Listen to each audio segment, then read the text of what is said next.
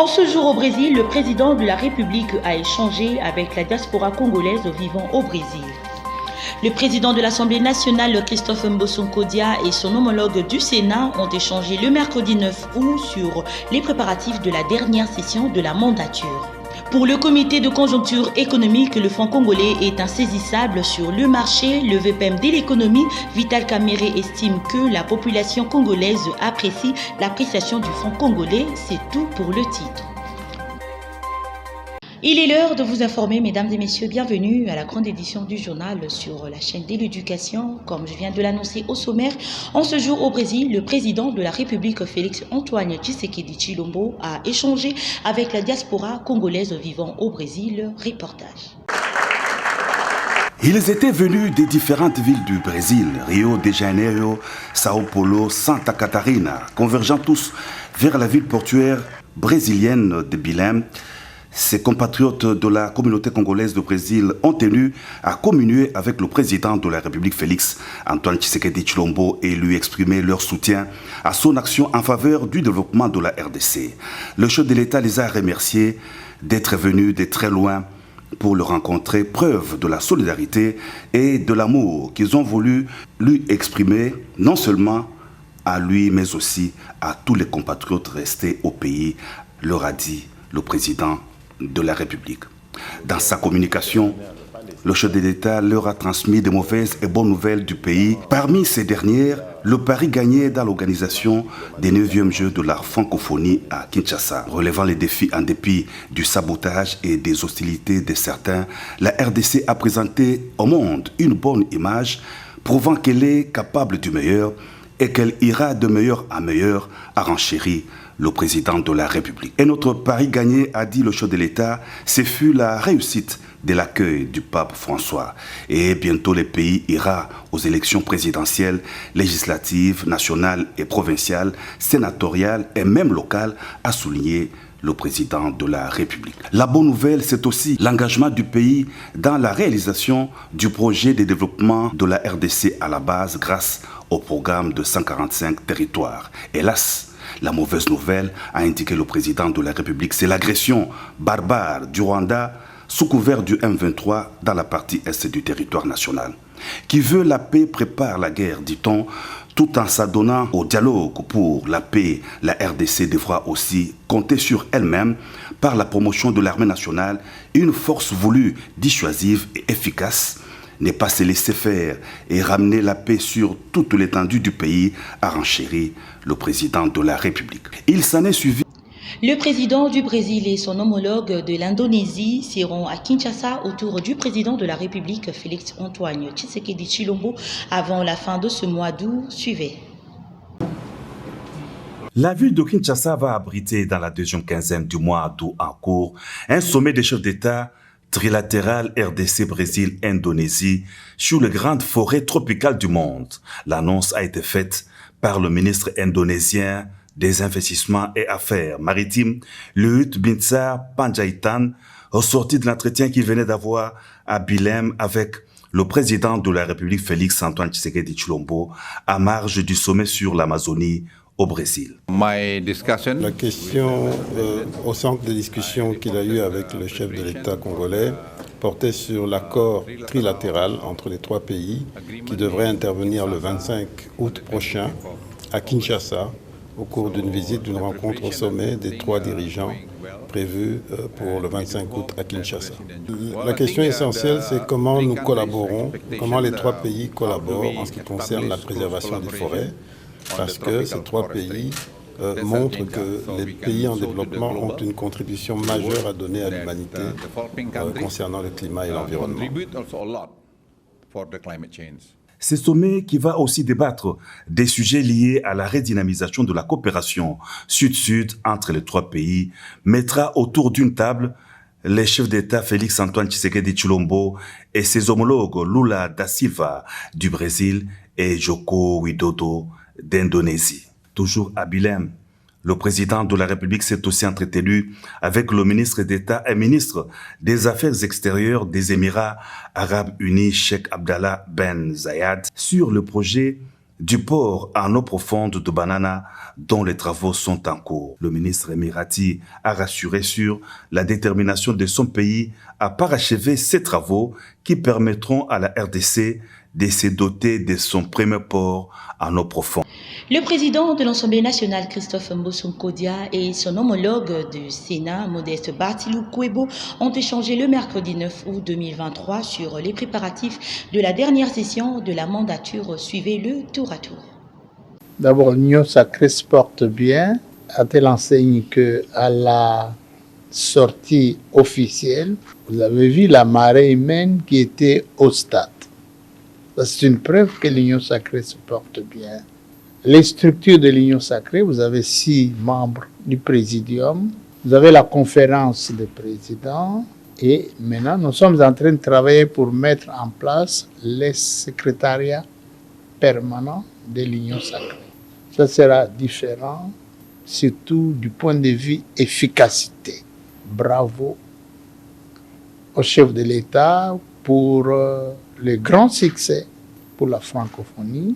La francophonie, de par son organisation et par le succès, a hissé très haut notre pays. Bravo au gouvernement congolais pour l'organisation matérielle de la francophonie. Bravo au peuple congolais, spécialement aux Quinois et aux Quinoises, pour avoir accueilli chaleureusement les participants à la francophonie. Et bravo à nos équipes sportives qui ont remporté 34 médailles, dont 5 en or. Bravo. Je pense que nous avons là des preuves pour lesquelles notre gouvernement est appelé vraiment vivement à financer toutes les activités sportives et à réorganiser nos équipes.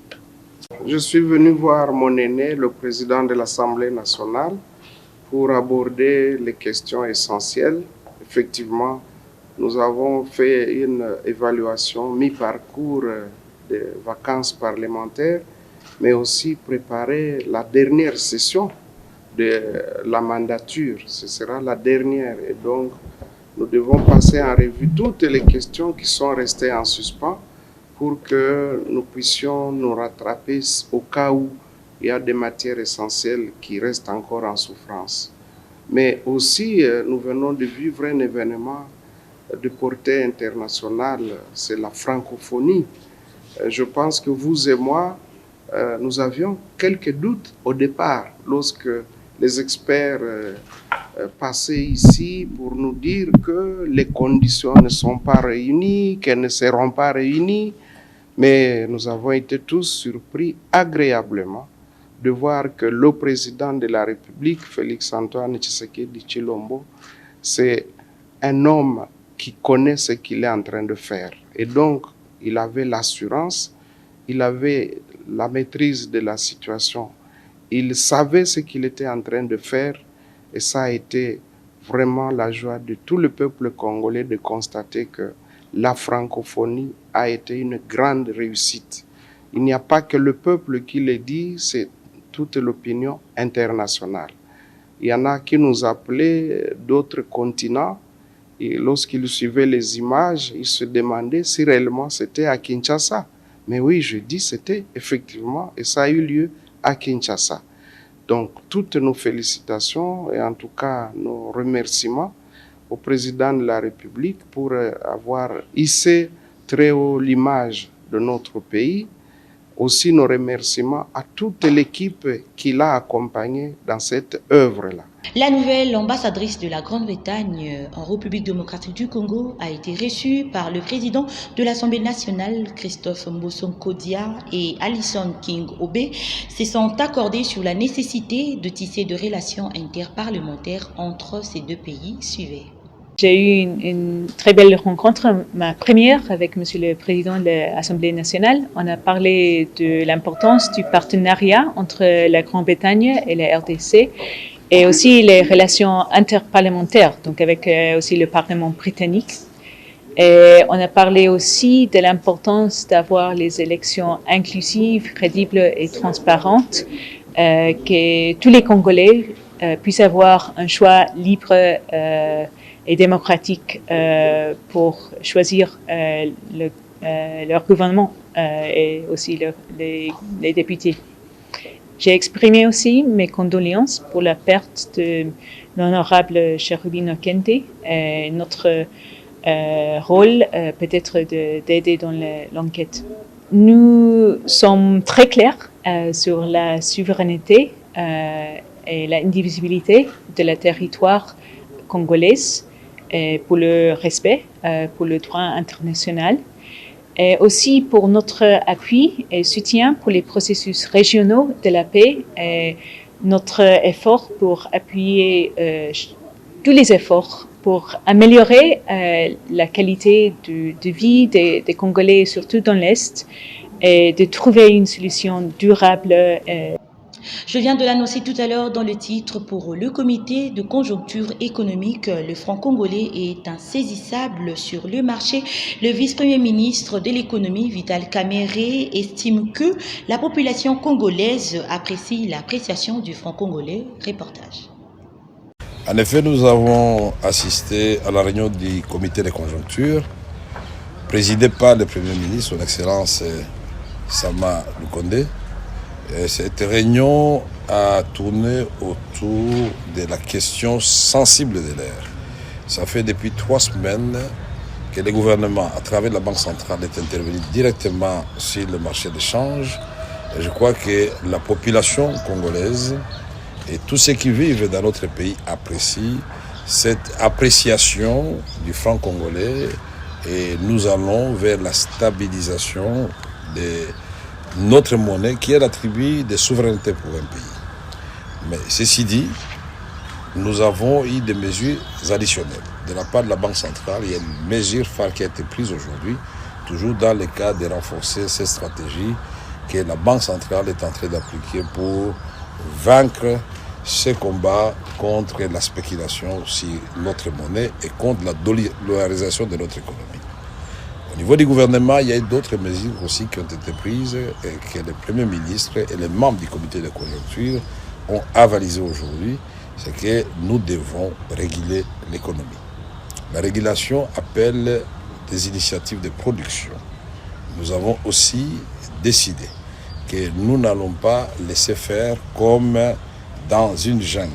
Le contrôle économique sur les prix doit se faire et de manière sérieuse.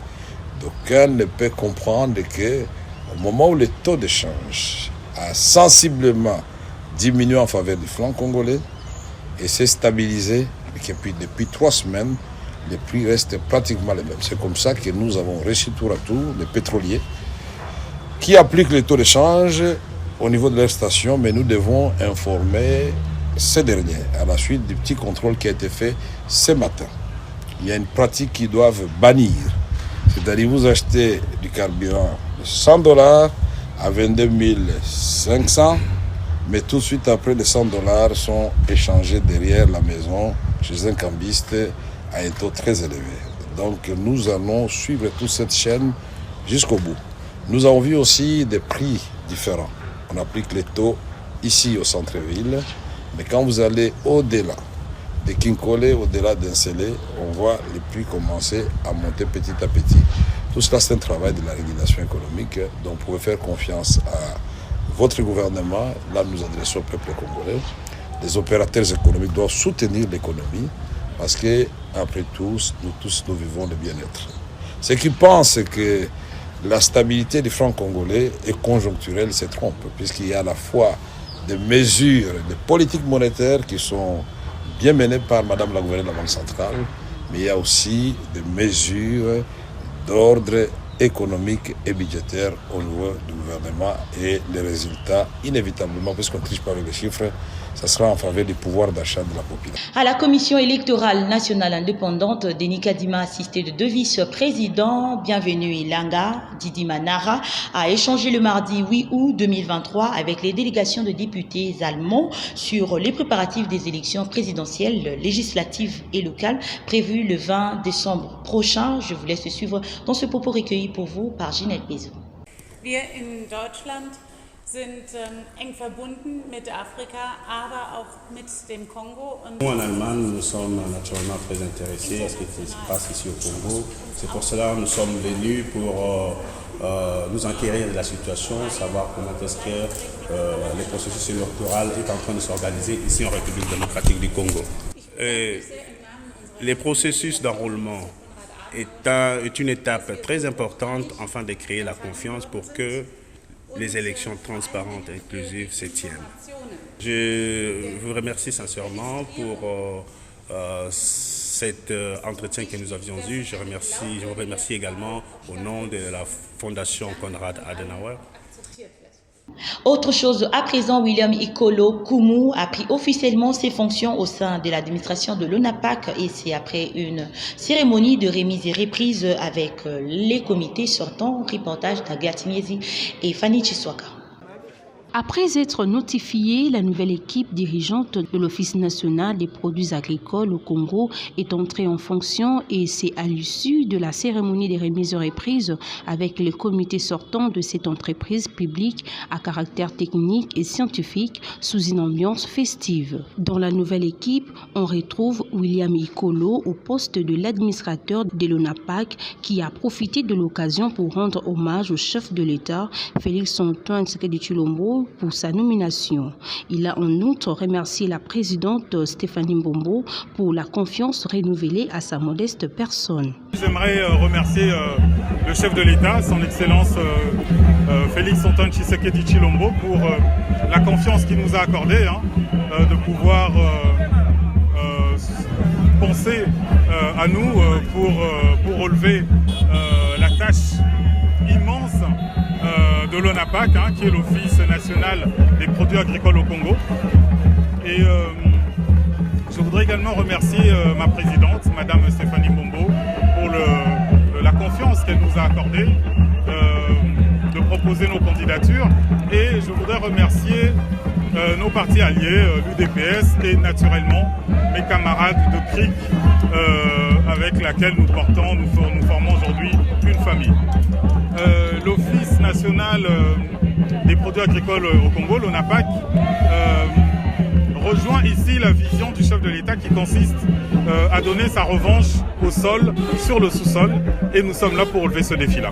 Venu nombreux et encourager l'un de l'air, le cadre et militant de partis politiques alliés à l'UDPS, Cercle de réformateurs intègres du Congo, CRIC, n'a pas manqué de mots. Nous voulons aussi féliciter notre camarade William qui bénéficie de cette fonction et nous nous souhaitons bon mandat, bon moment au sein de cette grande entreprise ONAPAC.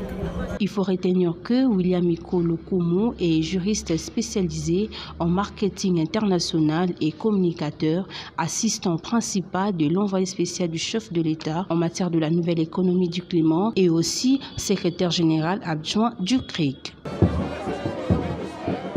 Les élections de décembre auront bel et bien lieu en Ituri et c'est grâce au climat de stabilité rendu possible par l'administration militaire. C'est ce que note un notable de la province, Patrick Rouvolo, encourage les autorités provinciales à faire mieux. Suivez-les dans ce commentaire. Et sous les commandements du lieutenant-général Boyanka Chamadjoni, toutes les dispositions sont déjà prises par l'administration militaire de l'Ituri pour la bonne tenue des élections du 6 décembre dans cette province. Nous en voulons pour preuve la stabilisation de plusieurs zones jadis source d'insécurité et les retours des déplacés dans leur village d'origine. Toutes ces réalisations démontrent à suffisance la détermination et l'engagement du commandant suprême des forces armées de la République démocratique du Congo, Félix-Antoine Tshisekedi Tshilombo, à pacifier l'est de la RDC. Ces efforts sont salués par Patrick Rouvalet, notable du territoire d'Ndjougou. L'état de siège a réussi à maîtriser maintenant les agitations et puis les tensions politiques communautaires qui favorisent actuellement, il y a des développements à la province de l'Ituri. Nous voyons par-ci par-là les routes sont asphaltées à travers la ville de Bunia. Il y a des routes de terrain nationales RV7 en train de réhabiliter.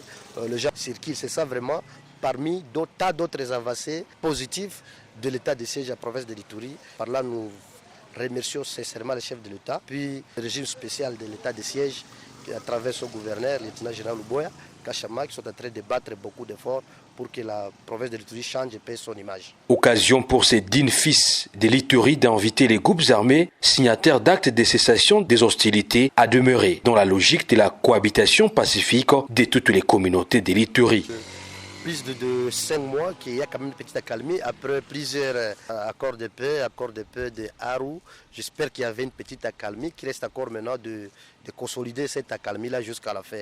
À part les dérapages que certains groupes armés comme Codeco continuent encore d'inquiéter la sécurité de la population de l'Ituri. Donc nous appelons aussi à passer que la Codeco et d'autres groupes armés dans le territoire de Djougou déposent les armes pour permettre à la population de regagner leur village et d'évacuer librement à leurs préoccupations. Il n'est pas vraiment normal de faire souffrir leurs propres frères, nos propres populations congolaises. Ce n'est pas vraiment anormal de cela. La mise en œuvre de cette mesure exceptionnelle instaurée par les garants de la nation est porteuse d'espoir pour cette province riche en potentialités et renfermant des personnes douées d'un sens de développement et laborieuses. Avant de boucler ce journal en société, insalubrité, crainte à la rivière Mososo, source de diverses maladies dans ce coin de la capitale. Reportage de nos stagiaires de l'IFASEC.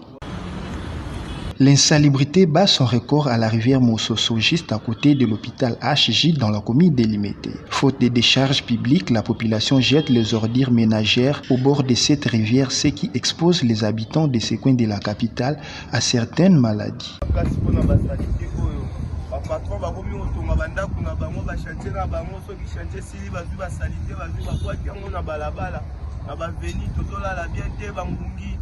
Ovana minute mukebo 19h koza na ndako sumba ya kisa ngungi bolala la mabe donc condition to na mo mabe mbula soke beti na basalite na bango na nyonso zokoti na biso na bakata mapangu moyo kutu ya olobeza te soki babwaki bakipaka ngo te tika la peka ka bongo donc problème fuma to na ngo fuma bo meka osunga biso awa kwa awa fuma ezo simba te amala mo te basalite na la publique ça na eza complété faut vraiment d'accord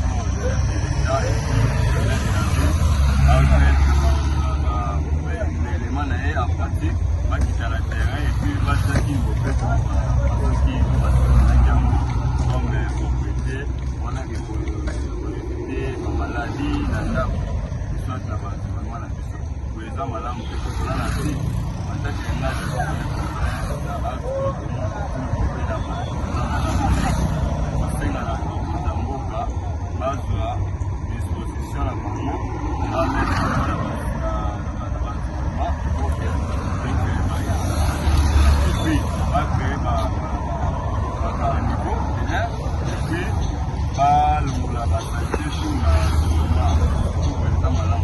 Il s'y est de rappeler que la rivière Mososo se trouve dans la commune délimitée. Bouclons ce journal par cette information. Malgré la lenteur observée sur la construction du pont sur l'avenue Kikwit, la population salue dès demain l'exécution de cet ouvrage. Reportage de nos stagiaires de l'IFASEC, une fois de plus. À en croire les ingénieurs trouvés sur place, les travaux de construction de ces ponts sur l'avenue Kikwit sont quasi à l'étape de finition, mais ils déplorent tout de même la lenteur dans les financements d'une part et d'autre part les amorces. Néanmoins, les bénéficiaires de l'ouvrage expriment un ouf de soulagement.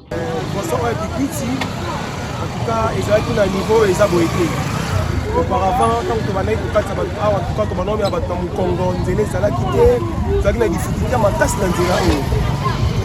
merci, président Fachaye, à cette émission de la Hollande, en tout cas, pour éviter ce que vous avez dit, mon thème est la exhibition dans le sein de la Congo, très difficile. Mais les lots vraiment,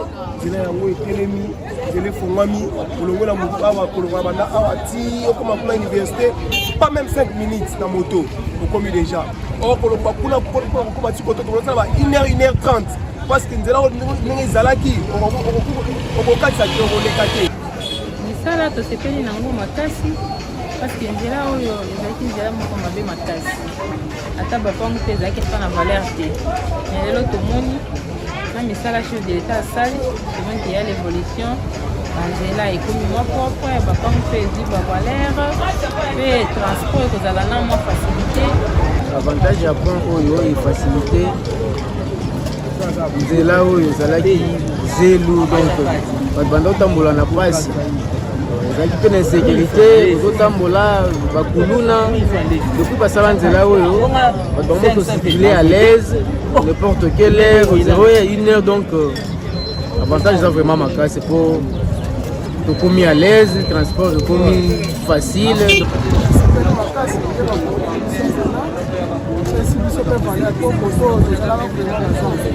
Pour rappel, la construction de cette avenue entre dans le cadre du programme de 100 jours. L'avenue Kikwit relie les communes de Lemba, Ngaba, Limete, Makala et Kalamu. Vous avez compris que nous sommes arrivés à la fin de cette grande édition du journal, mesdames et messieurs, mais avant de nous séparer, suivez les rappels de principaux titres. En ce jour au Brésil, le président de la République a échangé avec la diaspora congolaise vivant au Brésil. Le président de l'Assemblée nationale, Christophe Mbosonkodia, et son homologue du Sénat ont échangé le mercredi 9 août sur les préparatifs de la dernière session de la mandature. Pour le comité de conjoncture économique, le franc congolais est insaisissable sur le marché. Le VPM de l'économie, Vital Kamere, estime que la population congolaise apprécie l'appréciation du franc congolais. C'est tout pour le titre. Fin complète de la grande édition du journal, mesdames et messieurs. Merci de nous avoir suivis et je vous dis au revoir, à très bientôt.